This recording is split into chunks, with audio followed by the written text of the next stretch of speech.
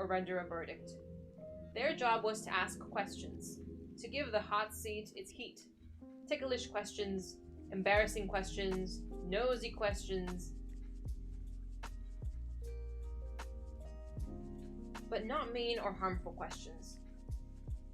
The idea was to make the subject squirm, not roast. In the spirit of a mock inquisition, we called the subject the victim. And why would anyone want to be the victim? The lure of TV.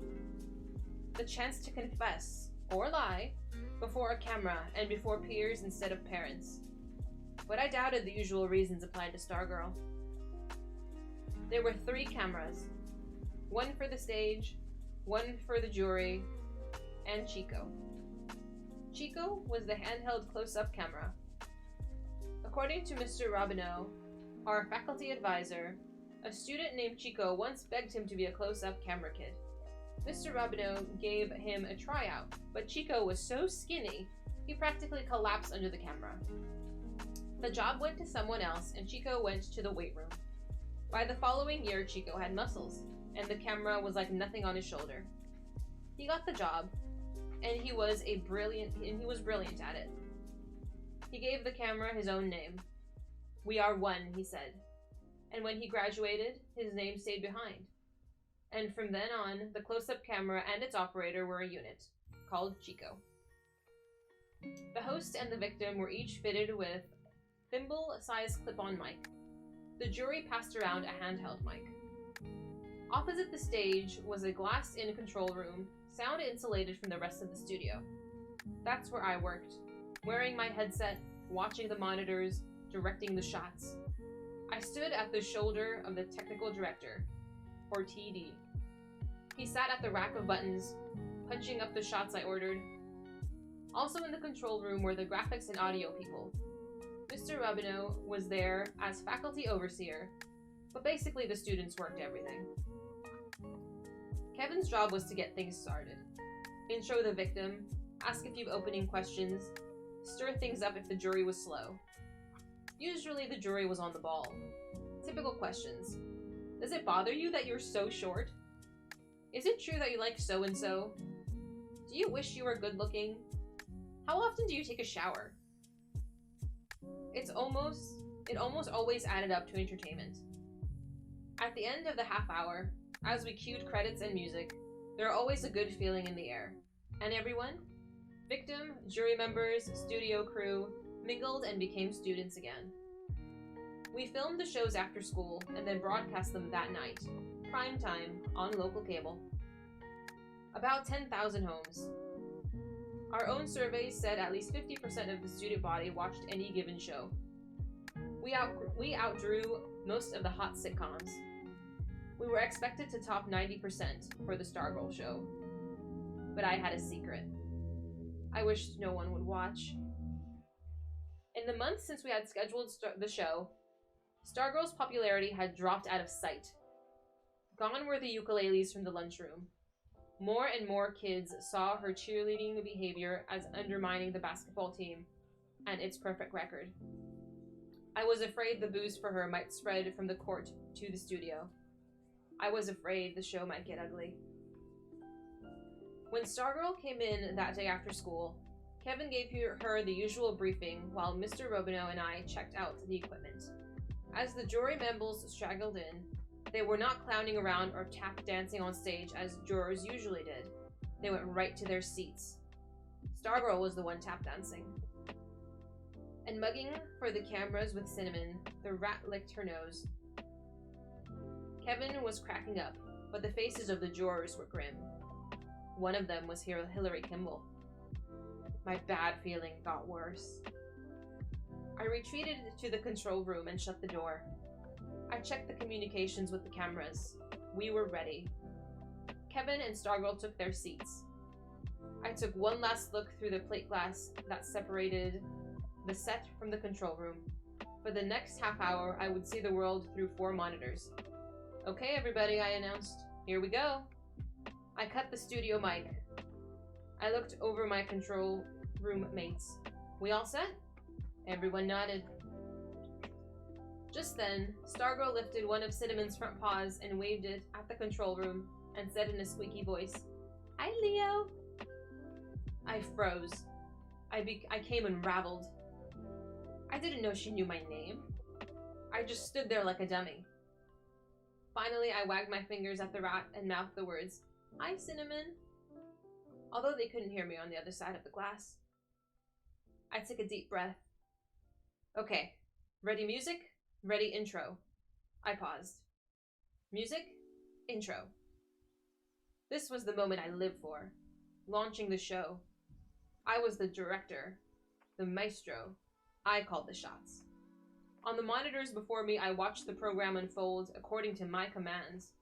But on this day, the thrill was missing. I felt only a dark dread snaking along the cables.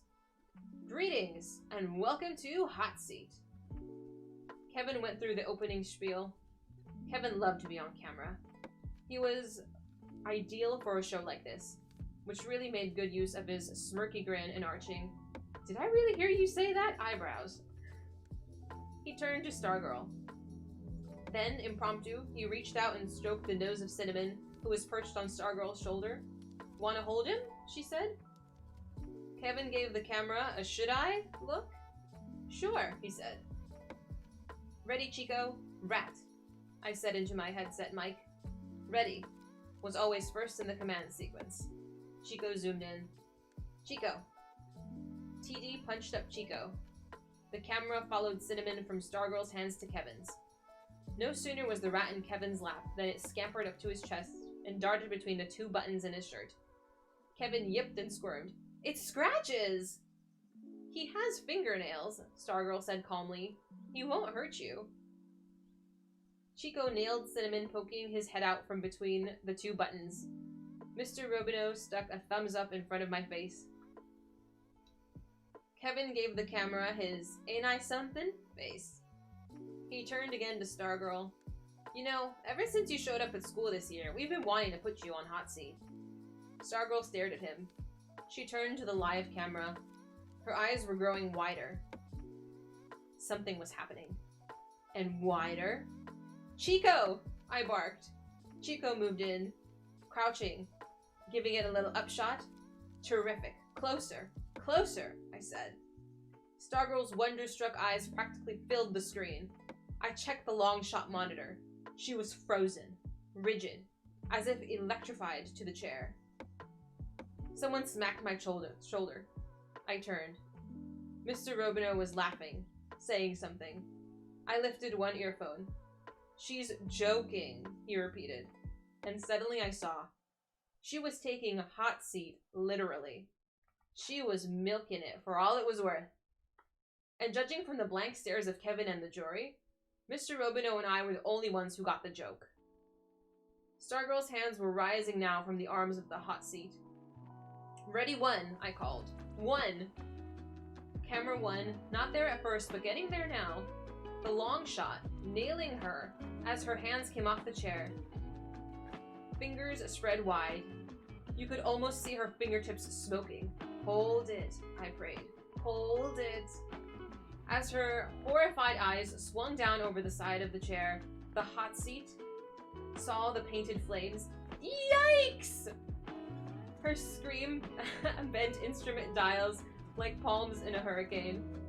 The rat leaped from Kevin's shirt. The TV image quaked as my camera one man flinched, but he recovered and caught her standing on the front edge of the stage, bending over with her rear end in the camera, flapping her hand behind her, fanning her smoking fanny. Kevin finally got it. He went nuts.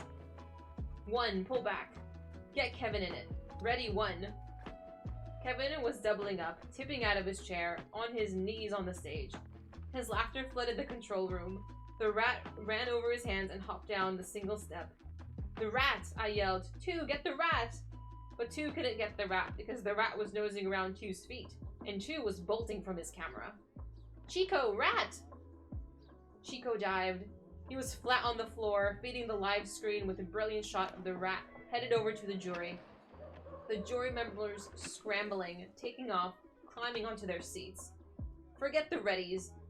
Things were happening too fast. The cameras were dancing, beating the monitors. I barked commands. TD was punching his button rack like some hard rock keyboarder. Stargirl's pantomime remains the best I have ever seen. Mr. Robino kept squeezing my shoulder. As he said later, it was the greatest moment in hot seat history. But because of what had followed after, no audience would ever see it.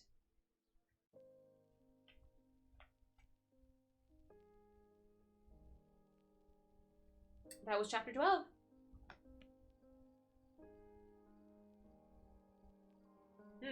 So, what happened in chapter 12?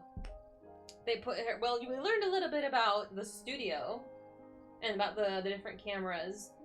And Stargirl sitting on the chair was like, oh my god, the hot seat's actually hot.